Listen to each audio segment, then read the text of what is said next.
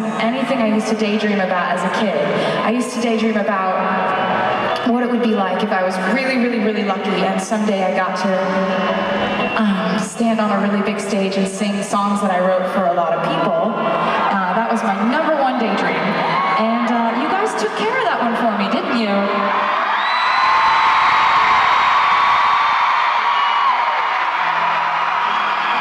I also used to daydream because I didn't have too much of a social life going on.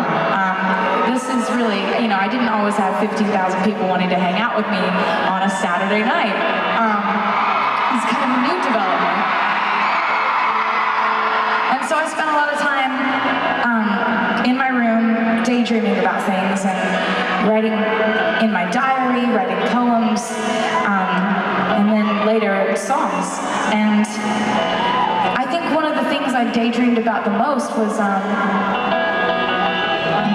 I thought that maybe if I grew up and if I got to sing songs that I wrote on a big stage in front of a lot of people, I wouldn't have to deal with mean kids or bullies anymore.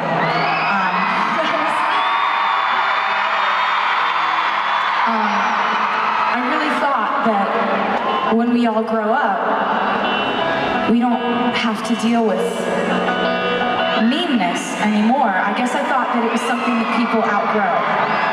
And it turns out that meanness is not something people outgrow. Meanness is a part of life. Meanness is a part of the human condition. And having to deal with meanness is something that in every single one of our lives we're going to have to confront and come to terms with. How we're going to handle it when someone is terrible or rude or ruthless or bitter and mean and call you something that you're not, or make fun of you for something that you are, or don't invite you to something you really wanted to go to, or leave you out, or whisper behind your back. It's going to happen to every single one of the 15,000 people in this room at a certain point in our lives. And I think that the best way to handle it is just to make a mental note to yourself that you will never intentionally make someone feel the way that they have made you feel. And I think the world would be a lot better place to live.